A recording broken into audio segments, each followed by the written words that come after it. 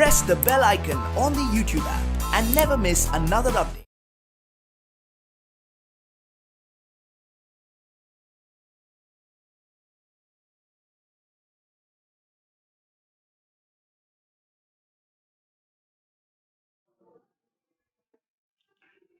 Hello dear students, welcome to the discussion of Grand Neat paper 19.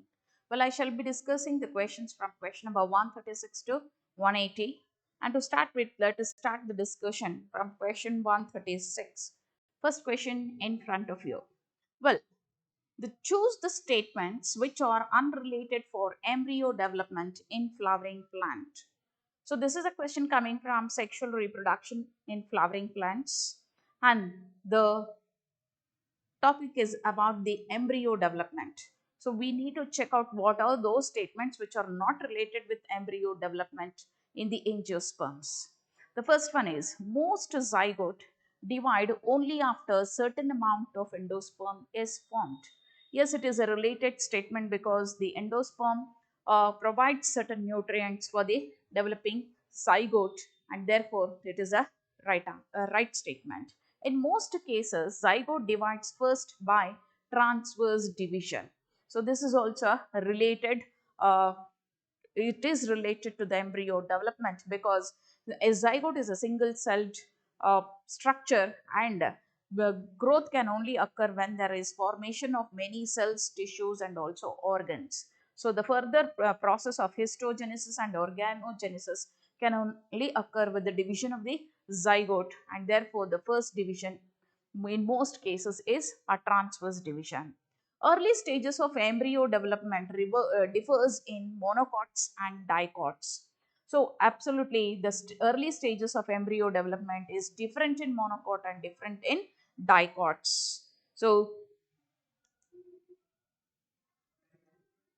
develops at micropyle end of ovule. So the unrelated for embryo development. So monocots have a different type of development, and dicots have a different type of development. As the in the dicot embryo, we find the embryonal axis, we find the hypocotyle and the epicotyle, we also find the radicle and the plumule. But in the monocot embryo, we do not see the structures. Instead, we find the scutellum or the coleorhiza, coleoptile, and also the uh, epiblast is seen in case of monocot embryos. Therefore, the right answer, the one which is unrelated in the embryo development, is the early stages of embryo development is unrelated in both monocots and dicots.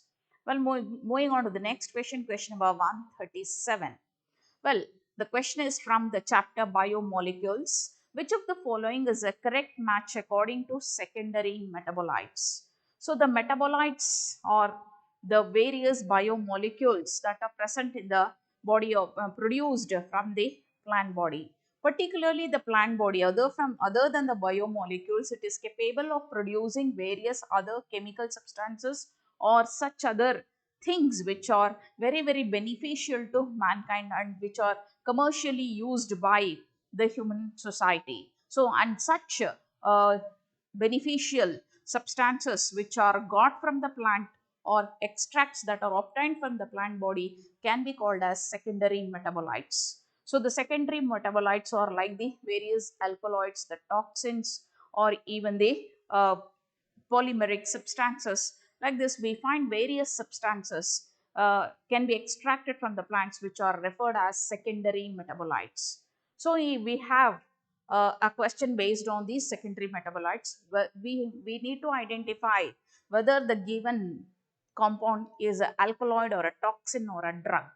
That's the question. So in the first case, they have given codeine is an alkaloid, ricin is a toxin, and curcumin is a drug. So absolutely right, it is codeine is an alkaloid and ricin is a toxin, and also curcumin longa, that is Harshnakumbu, is a drug. Is absolutely right.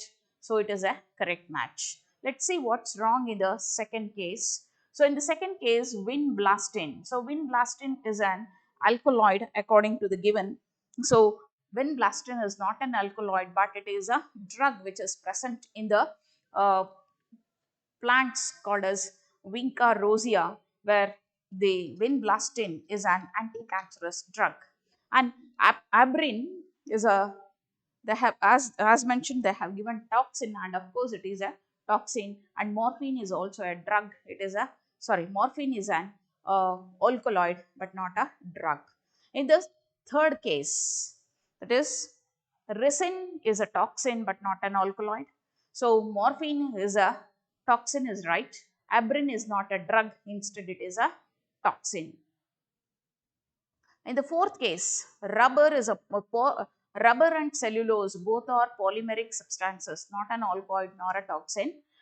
Morphine is an alkaloid.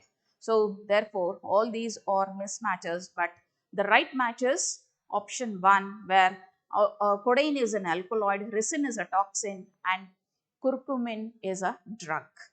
Well, moving on to the next question, question number 138. cDNA is made by using, cDNA is the complementary DNA which is made by using the enzyme called as reverse transcriptase. So the mRNA molecules can be converted into cDNA with the help of the enzyme called as reverse transcriptase, and the phenomenon is called as reverse reverse transcription. So DNA polymerase 1 is also involved in this process, where the cDNA is converted into a DNA, and finally there is joining of the DNA sequences with the help of the DNA ligases. So the right answer is reverse transcriptase, is the enzyme which brings about a reverse transcription, where an mRNA produces a DNA. Well, moving on to the next question, question number 139. Match the column A with B. So there are three different diagrammatic representations given. The diagrammatic representations belong to the plants through which the drugs are extracted. So the first one is a poppy plant, that is, it is used to extract the opiates or the opium. So opium is a can be matched with morphine. So poppy plant gives morphine. The second one is cannabis plant, and this cannabis plant is used in the extraction of bhang. So you can match the B with bhang. And in 3 we have the datura. So datura, on the B column we have datura itself. So we can match the third one with datura. And the fourth is fungus called as claviceps purpurus, which is used in the extraction of LSD called as lysergic acid diethylamide. Therefore, the match is, so first one can be matched with morphine, that is 1C, one can be matched with C, 2 cannabis can be matched with A, 3 can be matched with uh, datura, that is B, and 4 can be matched with D. Therefore, option 2 is the right answer. Going on to the next question. Which of the following is an abiotic component of the ecosystem? So abiotic. So abiotic component. Ecosystem comprises of two important components, the biotic components and the abiotic components. So in biotic components we have all the organisms which have life. That is, the bacteria, fungi, plants, animals can all be called as biotic components, whereas abiotic components are the components which do not have life but they contribute for the survival of organisms. So abiotic component can be the soil, can be the water, can be the wind, or even the sunlight can be the abiotic factor. And in the given options we have humus, bacteria, fungi, and plants. Here humus can be considered as an abiotic component because it is the organic matter, rich organic matter that is present in the soil, and bacteria, fungi, and plants are all called as biotic components of the ecosystem. Well, moving on to the next question, question number 140. Which of the following is an abiotic component of the ecosystem? The answer is humus. Next question, question number 141. Find the incorrect statements about bacterial characters. F. pili or longer, and they occur only in donor bacteria. Capsulated bacteria are mostly pathogenic and more resistant. Cell wall of gram-negative bacteria is made up of only one layer of lipopolysaccharides. So we need to fetch out the incorrect statement. F. pili or longer, and they occur only in donor bacteria. It's a right statement. It is a right statement. So the encapsulated bacteria are mostly pathogenic and more resistant. That's also right. And the third one, cell wall of gram-negative bacteria is made up of only one layer of lipopolysaccharides, is a wrong statement. Therefore, only C is the wrong statement. The wrong statement is only C, and remaining are absolutely right. Moving on to the next question, question number 142. Common name of Aurelia is. So Aurelia is nothing but a coelenterates called as the jellyfish. So Aurelia is a coelenterate called as the jellyfish, and it belongs to the, it is a medusoid which is umbrella shaped, and Aurelia is jellyfish. Flatworm refers to the tapeworm or the liver fluke which are flat and are called as platyhelminthes. Starfish, Asteris is the scientific name or another name for starfish and belongs to the phylum Echinodermata. So torpedo. So torpedoes are the electric rays or the type or the cartilaginous fishes which are capable of producing electric currents varying from 80 volts to 800 volts. Well, that's about this question. And now moving on to the next question. Question number 143. Cell organelle, which divides the intracellular space into luminal and extraluminal compartments and contain rough surface, is frequently observed in the cells actively involved in. So, the cell organelle, all the organelles which are embedded in the cytoplasm of the cell can be called as cell organelles.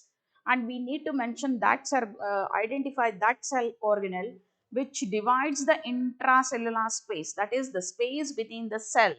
The space within the cell. If this is the cell, the space within the cell, that is inside cell, is to be divided into luminal and extraluminal. So if it is something which can be divided into luminal and extraluminal, so we compartments and contain rough surface. So they contain the rough surface is frequently observed in the cells actively involved in. So the whole question is telling something about the endoplasmic reticulum. So endoplasmic reticulum is the one which is going to separate the intracellular space into luminal and extraluminal compartments, and they have the rough surface because they are embedded with ribosomes. So then they are called as rough endoplasmic reticulum. And these rough endoplasmic reticulum cells are observed in the cells which are actively involved in, the answer is protein synthesis. So we know that ribosomes are the sites of protein synthesis. Therefore, the answer is protein synthesis, and here it is, we can identify it as rough endoplasmic reticulum. Next, moving on to the next question. Yes, there's a diagrammatic representation of the ETS where we can see the F particle which is enlarged, and there is liberation of the energy in the F particle which is present inside the mitochondrial matrix. And this is the outer chamber.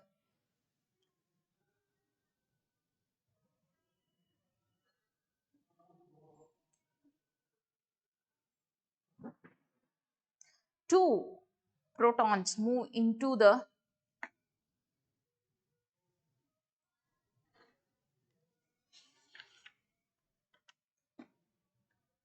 so A is the outer chamber. A is the outer chamber. Thus, B is the inner mitochondrial membrane, then C is inner chamber. So it is 2 protons. D is 2 protons is the right answer for the given question. Moving on to the next question, question number 145.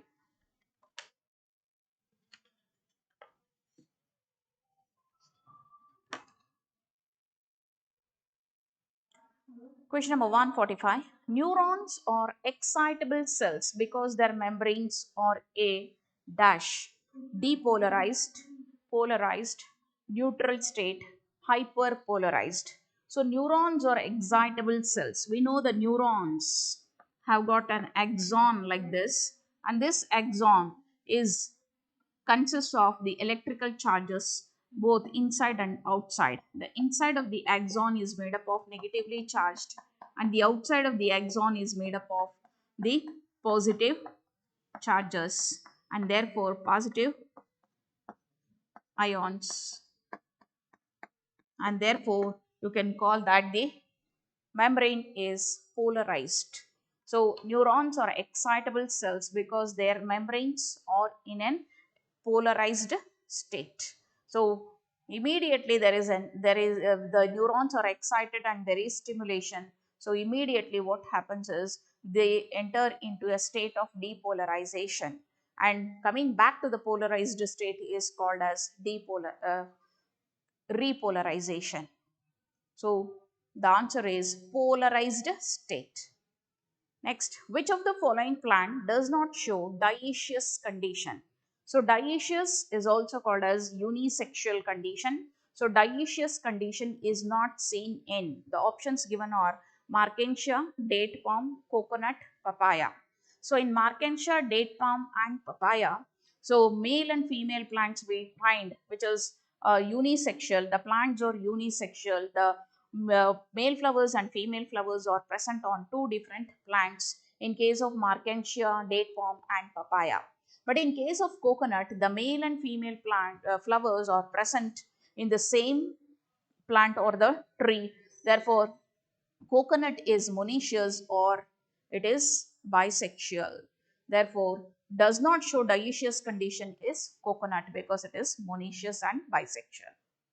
Moving on to the next question, question number 47. Consider the following statements and select the option which include all the correct ones only. So, all the correct things about a particular concept has been explained in the four statements, and we need to choose the one which include all correct things. So, among the four which are telling correct which are the correct statements, we need to identify them. Transcription and translation can be coupled in bacteria. Right statement. The split gene arrangements represents the advanced feature of genome. Then third is the process of splicing represents the dominance of RNA world. So the presence of introns in split gene is reminiscent of antiquity. Well, look into the first statement. Transcription and translation can be coupled in bacteria is absolutely right. So transcription and translation are the two different processes of the protein synthesis which can be coupled in the prokaryotes. The split gene arrangement represents the advanced feature of the genome. So in no way I think the split gene arrangements represents the advanced feature of the genome, because in split gene we have the introns and the exons. The introns do not code any message and therefore it should be removed. So there is nothing called as the advanced feature. Therefore this cannot be the right statement. The third one is the process of splicing represents the dominance of RNA world. So the process of splicing is cutting the introns and joining the exons. So splicing, cutting the introns is brought about by RNA proteins called as spliceosomes. Therefore, because the RNA molecules also have the capacity of cutting the introns, it can also be called as it can be some of the dominant characters which can be called of RNA. Therefore, we can agree the process of splicing represents the dominance of RNA world. Next, the presence of introns in split gene is reminiscent of antiquity. Of course, so reminiscent of antiquity means it would have been carrying some messages, possibility of carrying the messages. So, something that reminds of other things can be called as reminiscent of antiquity. So, introns could have also uh, carried some information in them. They would also have some coded information. So D, the right answer is A, C, and D. The correct statements are A is correct, C is correct, and D is correct. In B, split gene arrangements represents advanced feature of the genome. No, because the split gene will not contain any additional coded information. Therefore, we cannot call it as advanced feature of genome. Well, moving on to the next question, question number 148. Transgenic mice are being developed for us in testing the safety of polio vaccines before they are used on human, production of factor 9, production of human protein enriched milk, production of human insulin. So, transgenic mice. So, the transgenesis means the change in the genetic material. So, inducing certain new genes into the body of the organism is called as a transgenic. So, genes are transferred from one organism to another organism. So genes are transferred into the body of the mice, it becomes a transgenic mice.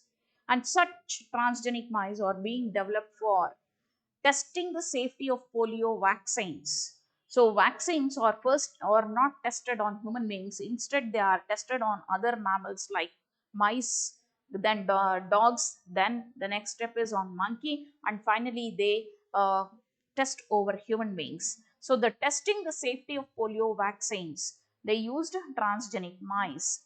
And the second is production of factor 9. First itself is the right answer. Testing the transgenic mice was used in testing the safety of polio vaccine is absolutely right. In the third statement, production of human protein enriched milk. So Rosie was a transgenic cow which used for the which was capable of producing protein enriched milk. It was not transgenic mice. And transgenic mice is not related with the production of human insulin. So the human insulin was produced by rDNA technology and it is called as inulin.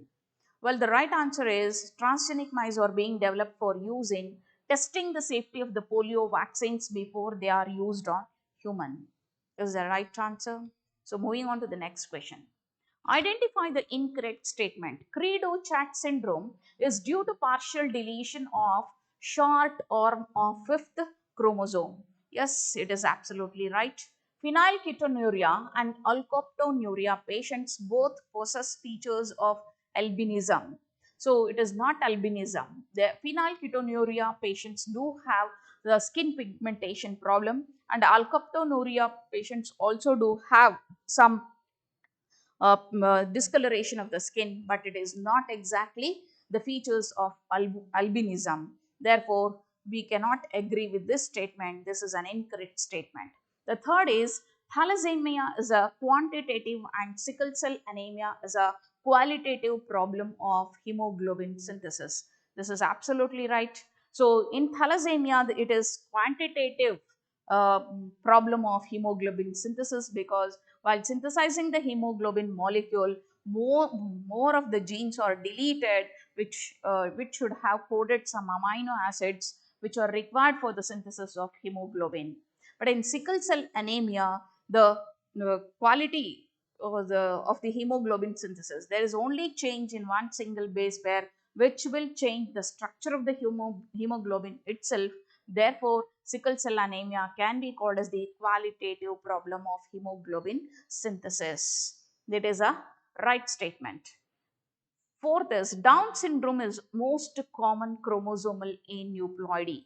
Yes, Down syndrome is the chromosomal aneuploidy. So, aneuploidy refers to the less or addition of Addition of or deletion of chromosomes is called as aneuploidy. Addition or deletion of addition or deletion is called as aneuploidy. Addition of chromosomes or deletion of chromosomes, which is because of non-segregation of chromatids during the anaphase during of cell division.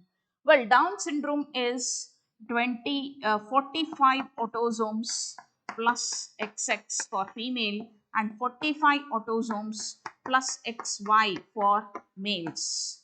This is the chromosomal complement of male and female, and Down syndrome is most common chromosomal aneuploidy is also a correct statement.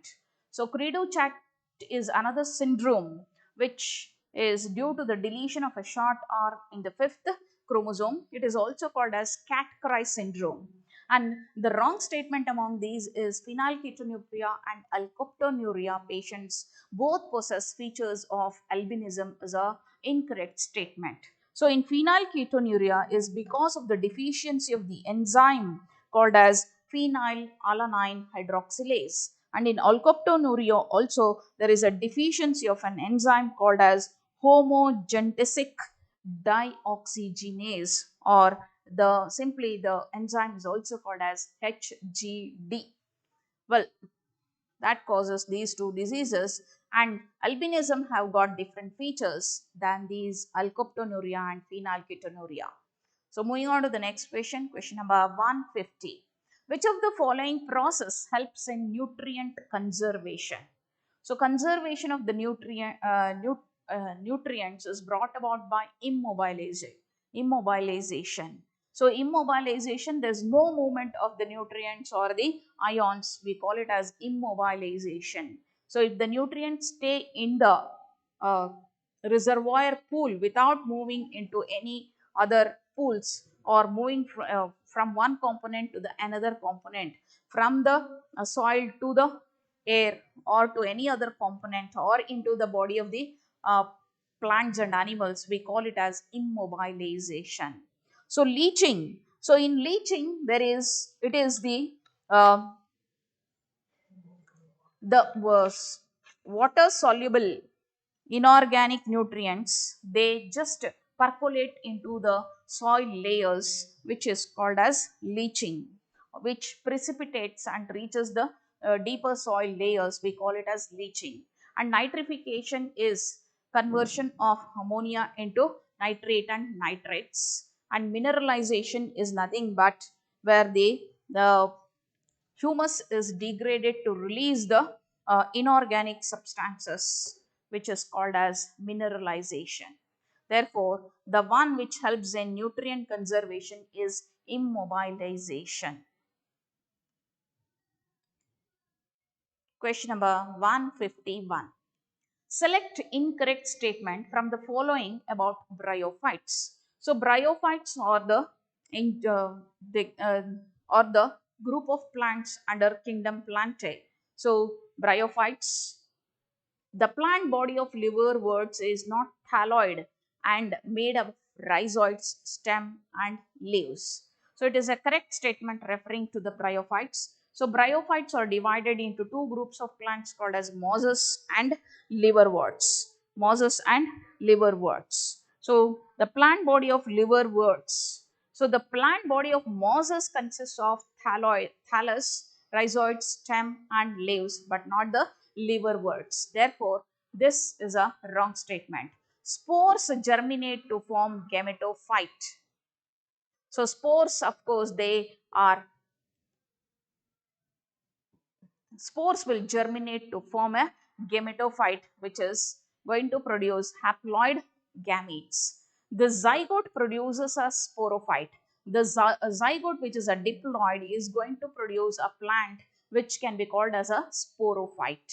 So these two are correct statements. Mosses have upright, slender axis bearing spirally arranged leaves. This is the mosses. The best example that can be given is the Markentia, which have upright, slender axis bearing spirally arranged leaves. Therefore, the incorrect statement about bryophytes is the plant body of liverworts is not thalloid and made of rhizoid stems and leaves. Next question. Fisheries include rearing, catching and selling etc. of options given are crustaceans, fishes, all of these molluscans. So fisheries refers to rearing, catching and selling of the crustaceans refers to the crabs or the type of arthropods called like crabs and prawns. Fishes. So fishes, rearing, catching and selling of fishes can be called as fisheries. Along with fishes, the prawns and also the crabs also come under fisheries. Culturing them, then rearing them, catching them and selling them. And also the molluscans like the pila globosa or the snails or all uh, reared, catched, caught and then sold. So answer is all of these. Culturing of all these comes under fisheries. So next moving on to the next question. The principal function of Golgi apparatus is. So Golgi apparatus is one of the important apparatus, Golgisomes present in the cell. So it is involved in the synthesis of lipids and proteins is absolutely lipids and proteins, packaging of materials to be delivered inside the cell or outside the cell, modification of nucleic acids, formation of vacuoles and microbodies.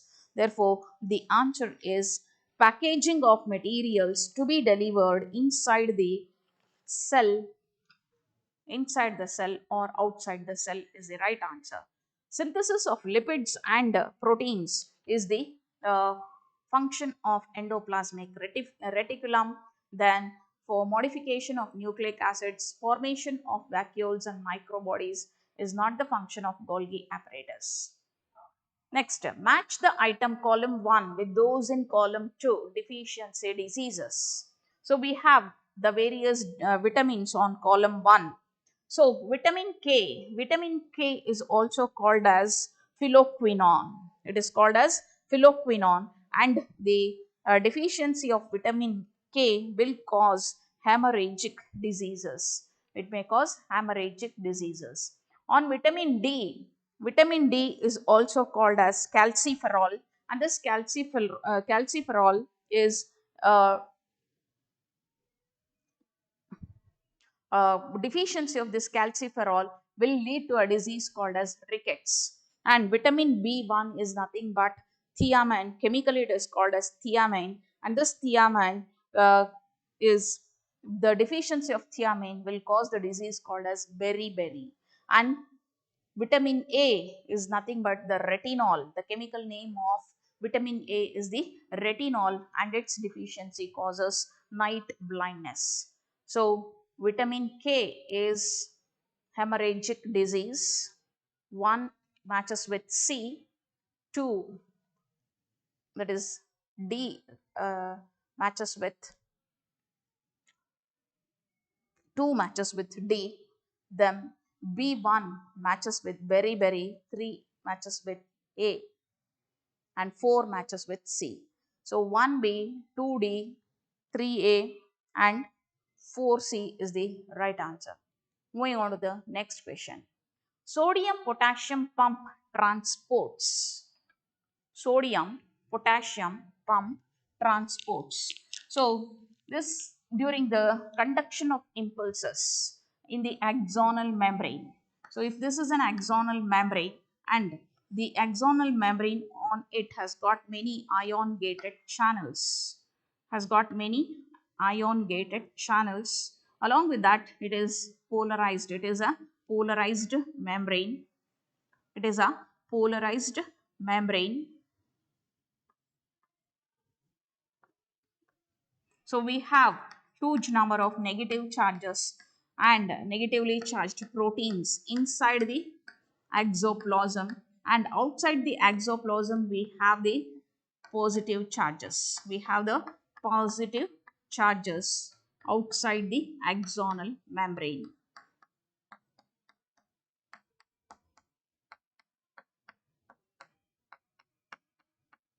So during the resting stage, when no impulses are passing through this membrane, you call this membrane is at rest. We call it as resting potential. No impulses are passed through the membrane, then it is called as resting potential. Whenever the impulses are passed through it, then you call it as action potentials. Here, when during the resting stage of the membrane is maintained by 3Na plus outwards. So there is movement of 3Na plus from inwards to outwards, and 2K plus, sorry, 2K plus into the cell. 2K plus into the cell. From outside, we find 2K plus into the cell. Thereby, the sodium potassium ion pump works in this way. So, there is a continuous movement of 3Na plus outside and 2K plus getting inside, and the negativity is more inside and positivity is more outside, and there is constant movement of the Na plus and 2K plus. That is what sodium ions move from inside to outside, and potassium ions move from outside to inside, thus maintaining the resting potential of the membrane is maintained. Well, the answer is 3Na plus outwards and 2K plus into the cell is the right answer.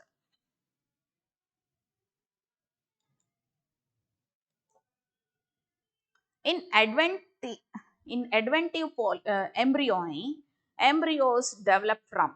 So adventive embryony is something related with the polyembryony. So polyembryony embryos develop from. So this is a case wherein the nucellus is involved in the production of many embryos. So it will produce nearly 10 nucellar embryos in case of citrus, which is also called as adventive embryony.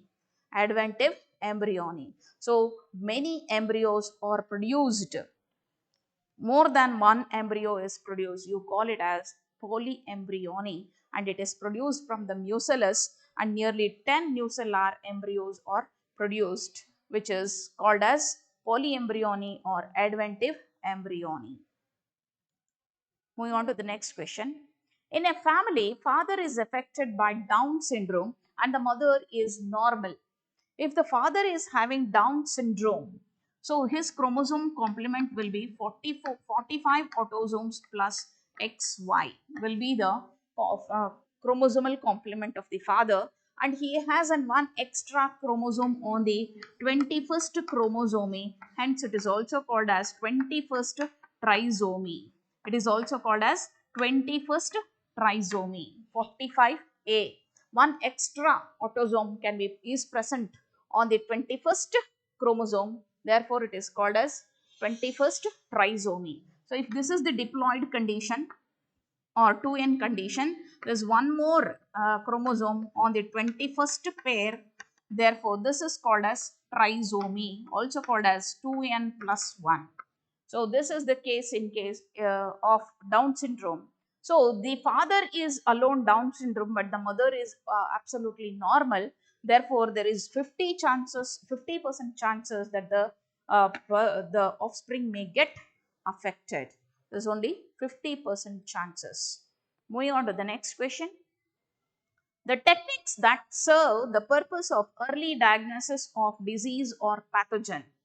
So, the various pathogens or the diseases are diagnosed with various techniques like the southern hybridization or southern blotting, or even PCR or the ELISA test or the Vidal test, etc.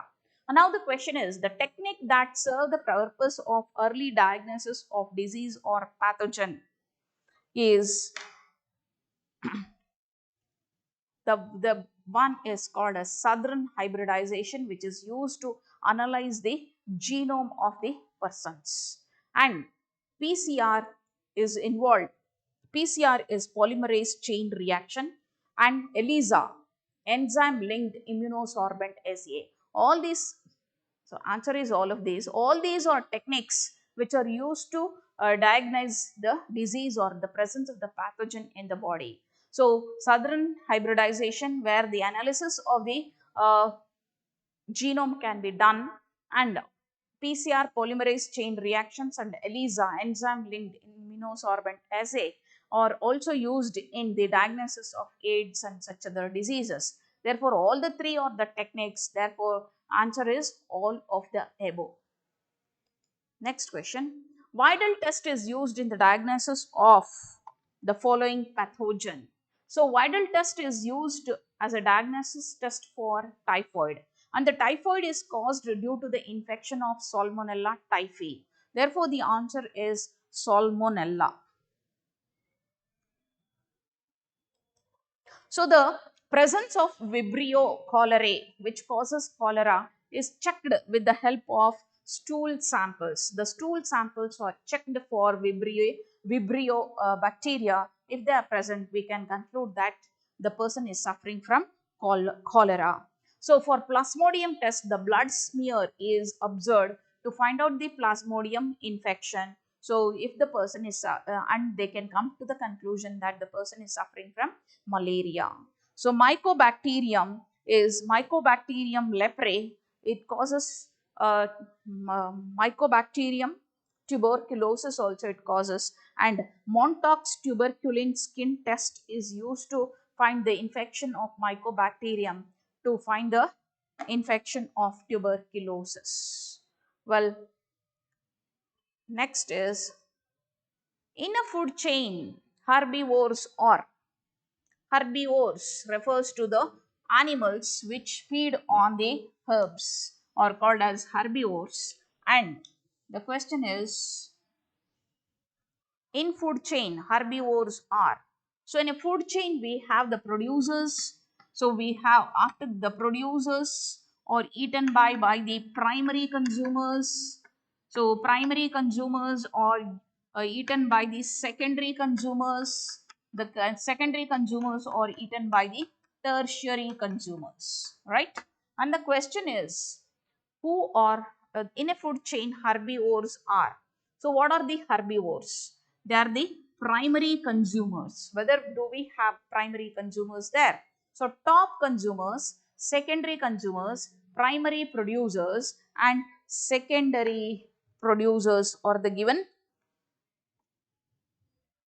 options. So herbivores eating the trophic level, which is very next to the producer, is the herbivores, and we can also call them as secondary producers. We can also call them as the secondary producers because they directly depend upon the producers for their food and they form the food of the other animals. Therefore, you can call them as the secondary producers.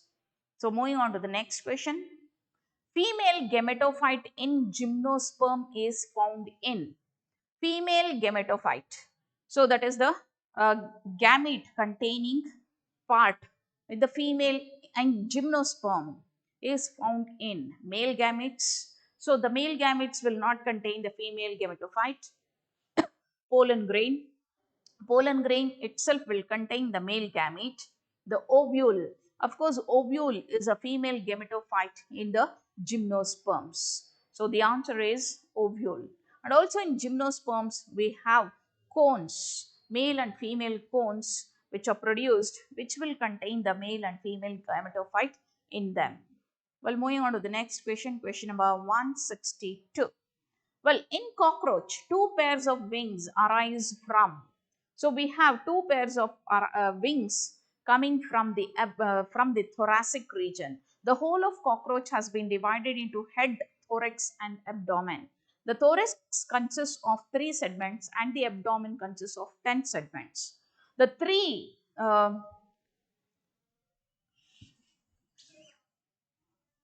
thoracic segments of the cockroach are, the 3 thoracic segments of the cockroach are prothorax, mesothorax, and metathorax. So first thoracic segment, second thoracic segment, and the third thoracic segment are named so. Now the question is, whether the cockroach will bears two pairs of wings from whether from prothorax or from mesothorax or from metathorax. The answer is the mesothorax will give rise to mesothoracic wings, and another pair of wings arise from the metathorax. So the two pair of wings arise from mesothorax and metathorax. Therefore, option 1 is the right answer. Mesothoracic wing and the metathoracic wing. Yes. Which one of the following hormone play important role in seed development, maturation and dormancy?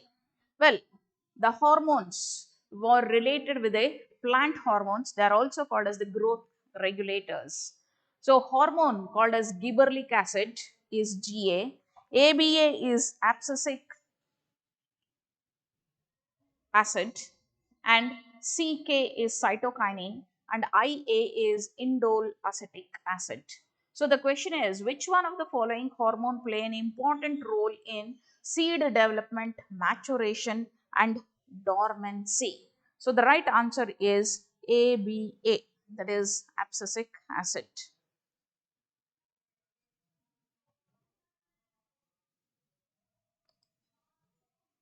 Next question.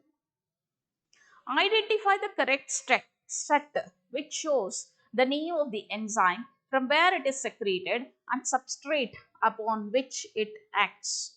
So the options are thylline, intestine, maltose. Second one, thylline, pancreas, lipid. Fourth one, pepsin, stomach wall, casein. Fourth one, chymotrypsin, salivary gland, lactose.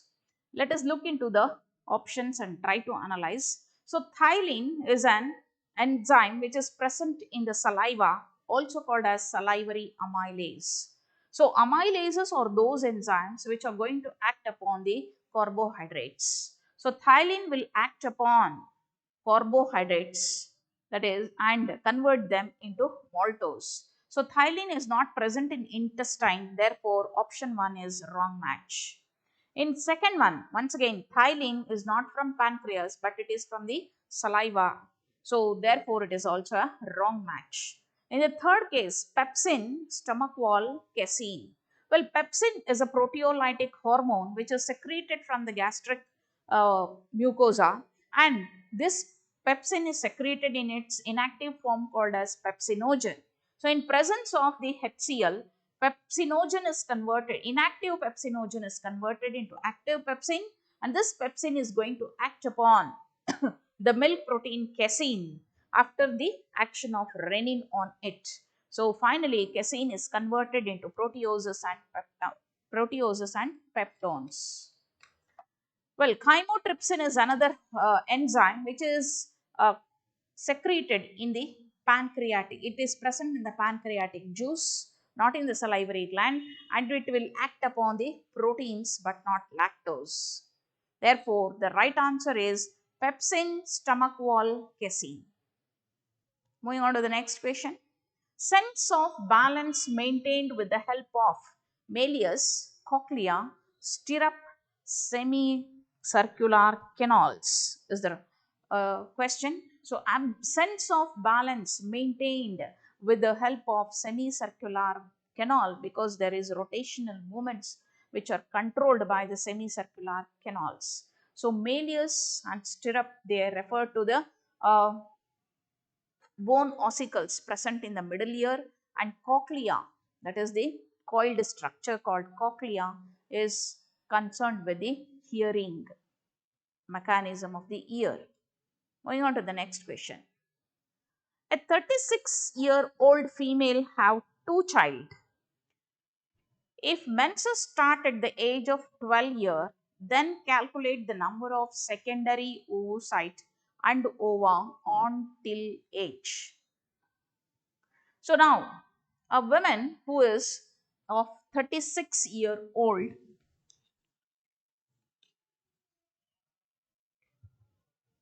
Woman is 36-year-old, and now old female have two children. She has got two children. Okay. And if menses starts at the age of 12 years, so from 12, so how many years you will, how many years she has produced ova, that we need to see. 36 minus 12 will be 44 years. So 44 from the following 44 years, sorry, 6 minus 2 is 4 and 3 minus 1 is, sorry, 24 years. From 24 years, she has undergone the menstruation cycles. So, let us assume that for every month she has produced one ova. Therefore, the number of ova produced in the whole of her lifespan till date, that is at the 36-year-old, is 24 into 12. So every year she is going to produce 12 ova. So 24 into 12 will be almost 288. So it will be 288.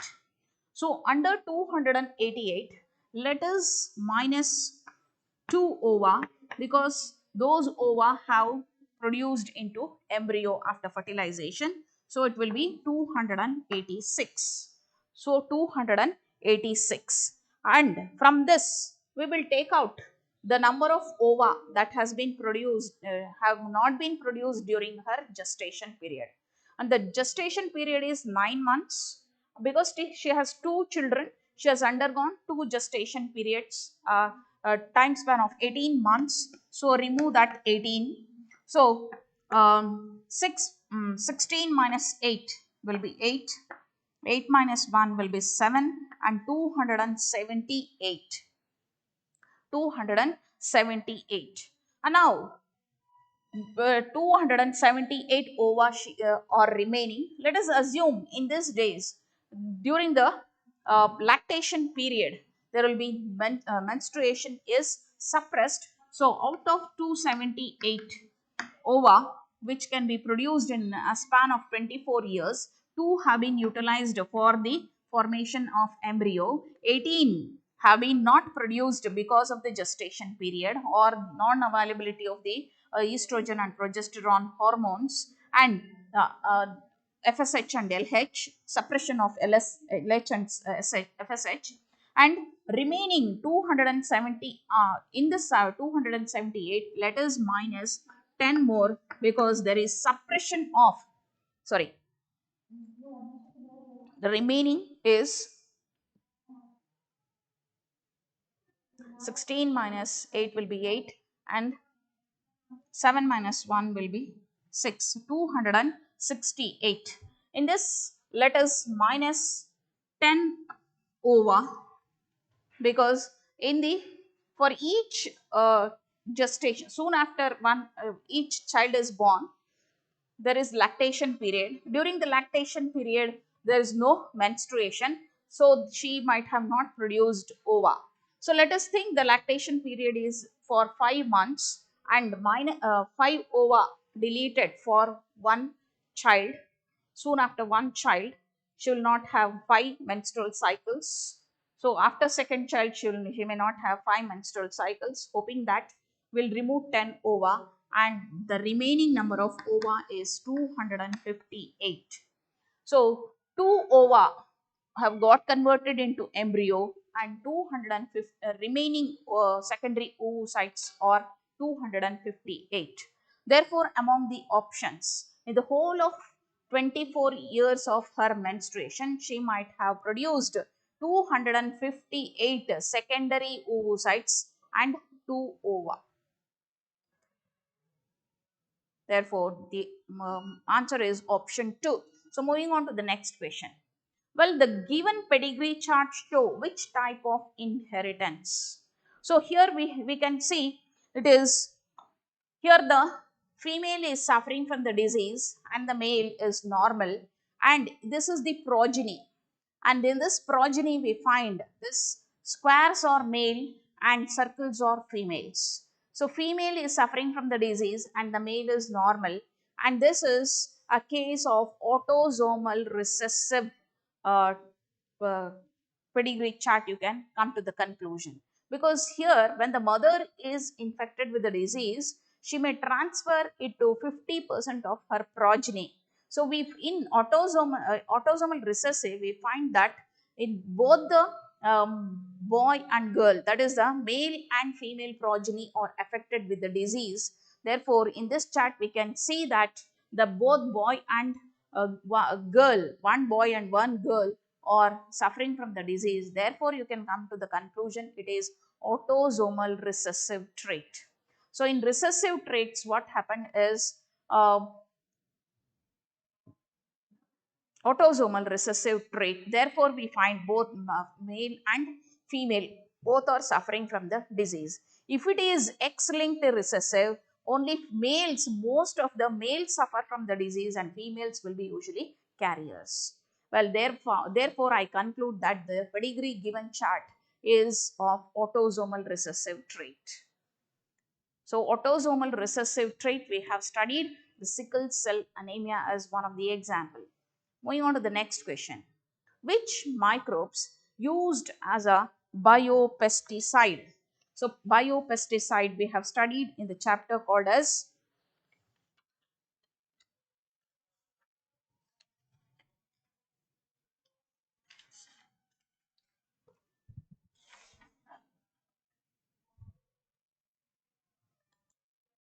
yeah, which microbes used as a biopesticide?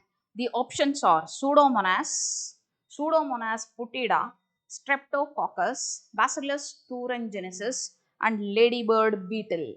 So the one which is used for pest control is Bacillus thuringiensis, where the where Bacillus thuringiensis is used as a biopesticide. So Pseudomonas putida, Streptococcus, Bacillus thuringiensis, and ladybird beetle. Among them, the Bacillus thuringiensis can be called as the biopesticide. So moving on to the next question. Which of the following is responsible for rejection of graft?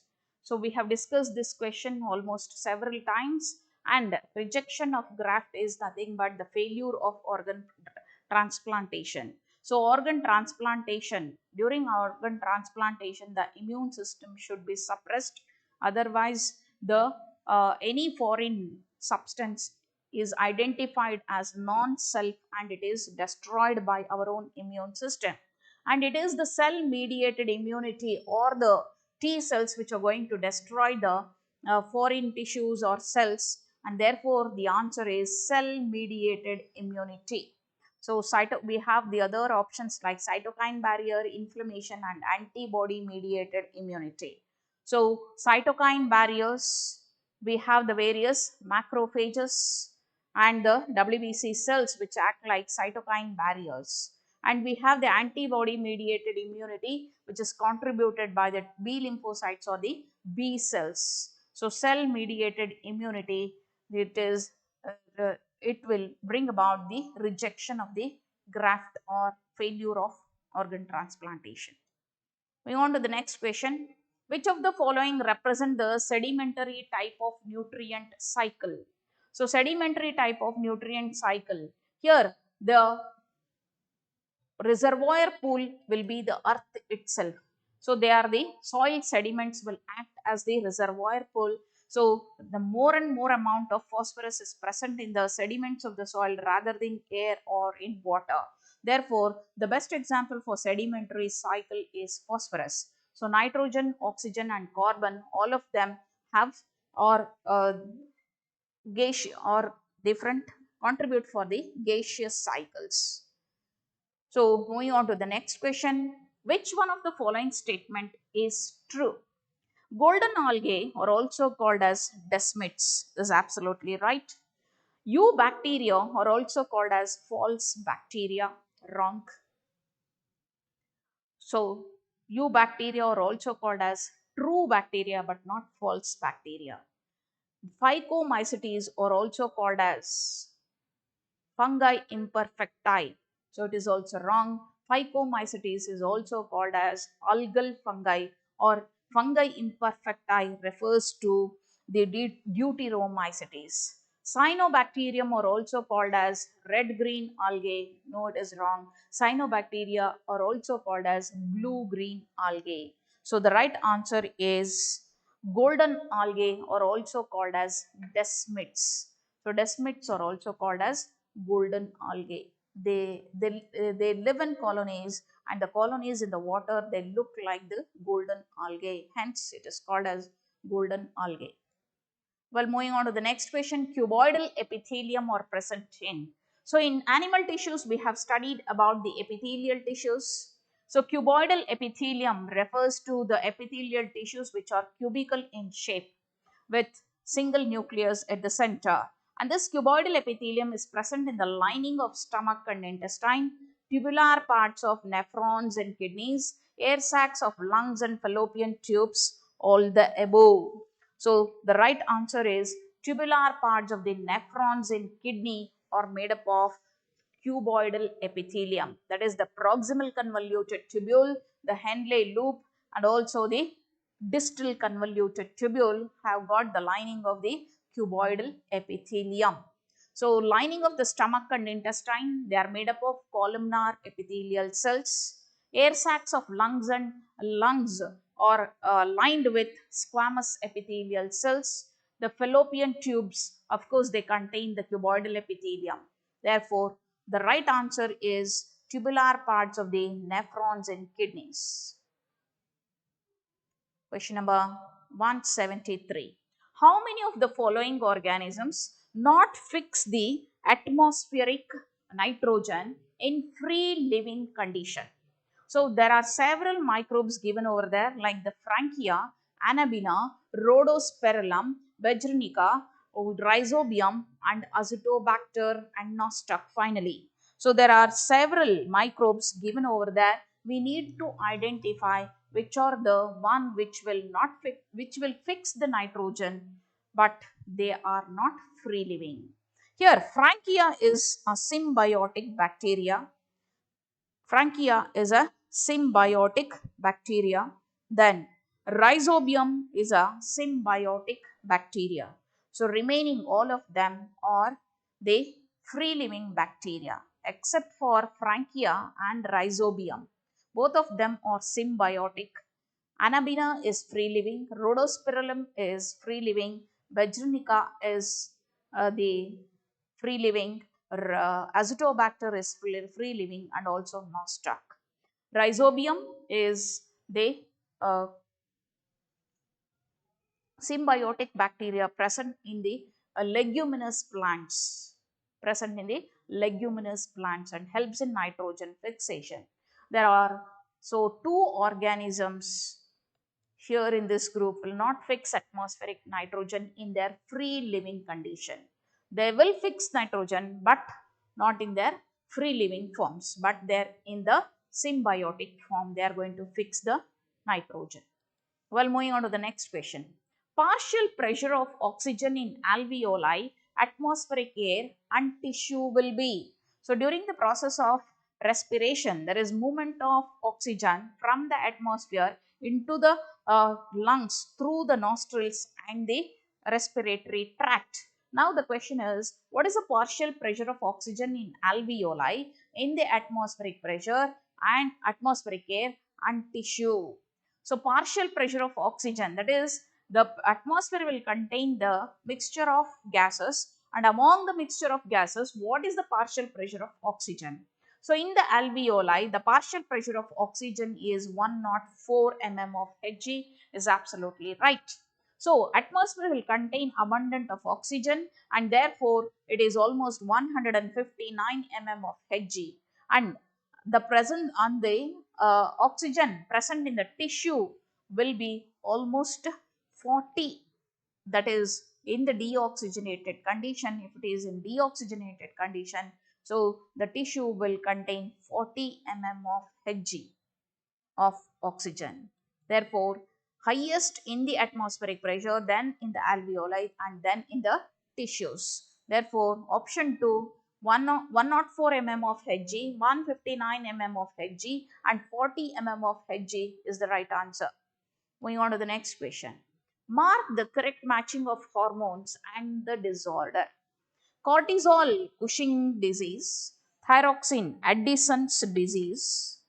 Then insulin, diabetes insipidus, and PTH, cretinism. The first one is cortisol, Cushing disease. So we need to match the correct hormone and the disorder. The option one is absolutely right. So cortisol is an hormone which is secreted from the adrenal cortex. So adrenal cortex is going to secrete huge number of hormones which are collectively called as corticoids. And these corticoids are grouped into two: glucocorticoids and mineralocorticoids. And one of the best glucocorticoid is the cortisol. So less secretion of cortisol imbalances the metabolism of carbohydrates, lipids, and proteins. Thereby, it causes the disease called as Cushing disease. It causes the disease called as Cushing disease. The symptoms are round face, a fatty hump, and etc. can be the symptoms of this disease. So, therefore, the correct match is cortisol Cushing disease. And then let us see in what is wrong in the second case. So, less secretion of thyroxine, hypothyroidism is going to cause uh, Addison's disease is not caused by the secretion of thyroxine. Instead, it is less secretion of adrenal glands. Insulin, less secretion of insulin causes diabetes mellitus but not diabetes insipidus. Diabetes insipidus is due to less secretion of ADH hormone or the antidiuretic hormone or vasopressin. And finally, it is PTH, which is also called as Parath hormone.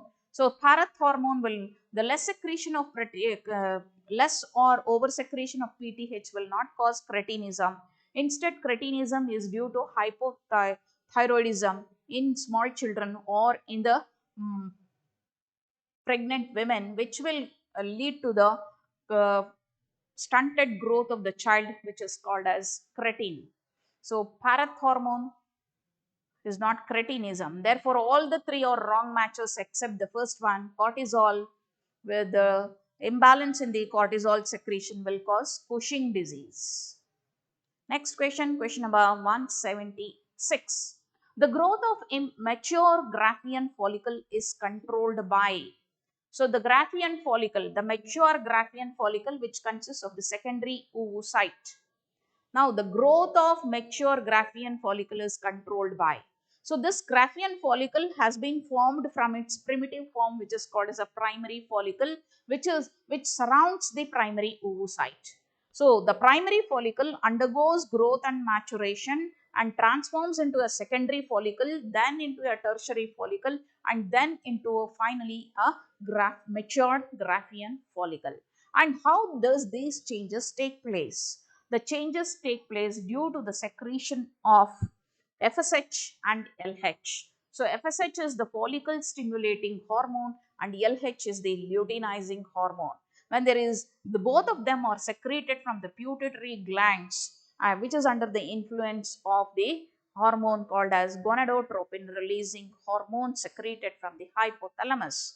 So hypothalamus will secrete GnRH. GnRH will stimulate the pituitary gland to secrete gonadotropins FSH and LH, and this FSH and LH is going to bring about the growth and maturation of the Graafian follicle. Therefore, the answer is FSH LH. So progesterone and estrogen are the hormones of the ovary. They are called as ovarian hormones. So FSH and LH are the pituitary hormones which are stimulated by GnRH of the hypothalamus. FSH and LTH has not got nothing to do with the ovaries of female. FSH, progesterone and estrogen. So here progesterone and estrogen, both of them are ovarian hormones. Moving on to the next question, question number 177. If the frequency of the recessive allele in the population is 40%, find the number of dominant individuals out of a population of 5,000. So let us look into the calculation where frequency of recessive allele. So we know Hardy-Weinberg equation, P plus Q is equal to 1, or the binomial expression is P square plus 2PQ plus Q square is equal to 1, right? So now here the dominant individuals out of a population of 5,000 is to be found out. So 2PQ, and this is heterozygous individuals, and Q square is given for us. So the number of Q square, it is 40%. Q square is 40%, and the number of individuals is 5,000. So out of the given data, we need to find out the value of P square, that is the total number of individuals with dominant alleles, right? So now look into the question. So 40% of them are carrying the recessive genes. So Q square is equal to so 40% means 0.4 will be the Q value, where Q square will be equal to 0.16. So Q is equal to 0.4, Q square is equal to 0.16. And now out of 5,000, so 5,000 into Q square, that is 0.16, we need to find out. So the answer will be almost 800. Will be almost 800. So out of the total 5,000 individuals, if you remove 800 individuals, you will get 4,200 individuals who are carrying the dominant alleles. So find the number of dominant individuals out of population 5,000 individuals. So it is 4,200 individuals who are carrying the dominant alleles. Moving on to the next question. Which variety of bhindi is resistant to shoot borer and the fruit borer insect? So the question is from strategies for enhancement in food production. So by various plant breeding techniques, disease resistant, insect resistant, and also the pest resistant plants are produced by plant breeding techniques. So, which variety of bendi is resistant to shoot borer and also fruit borer insect? So, many of the insects, they will make a hole in the shoot or in the fruit. So, such uh, insects ought to be avoided. So, a plant variety which will resist these pests is produced. So the first option given for us is Pusa savami. So of course Pusa savami is a variety which of bendi itself for shoot borer, and Pusa A4 also for shoot borer and fruit borer. So both Pusa savami and Pusa A4 are varieties of bendi which are resistant to shoot borer and fruit borer. Therefore the answer is option 4, and leftover is Pusa komal, which is a resistant variety of the cowpea. It is the resistant variety of the cowpea. Next, animals that can tolerate a narrow range of salinity is called as euryhaline. That is, some of the organisms they can tolerate high salt conditions. So high salinity in the water, we can call them as euryhaline. So all the marine animals can be called as organisms which live in marine water can be called as euryhaline animals. So stenohaline is animals that can tolerate a wide range. Sorry, the answer is stenohaline and not euryhaline. So the organisms which can tolerate wide range of salinity is euryhaline. The animals that can tolerate wide range of salinity is euryhaline. Narrow range of salinity is stenohaline. wide range of temperature is eurythermal, narrow range of temperature is stenothermal. Well, last question of today's discussion. The breakdown of detritus into small particles by earthworm is a process called catabolism, fragmentation, then humification, and also mineralization. Therefore, the right answer is fragmentation. The breakdown of the detritus. Detritus is the unwanted parts or the parts which worn out parts of the plant and animals can be called as detritus. The dead parts of the plants and animals can be called as the detritus, and they undergo degradation by certain animals called as detrivores. So animals which feed on this dead and decaying matter is called as detritus. The earthworm, the various fungi, they feed on these, and also the termites are also called as detritivores. They feed upon the detritus, they convert this detritus into smaller and smaller particles. The process is called as fragmentation. Well, that is the end of this today's session. Let us end this session here. I hope this discussion has helped you to look into the analysis of the paper 19. Hope all are studying well. So keep studying. Studies keeps you in progress. Therefore, enjoy a very nice day. Thank you all.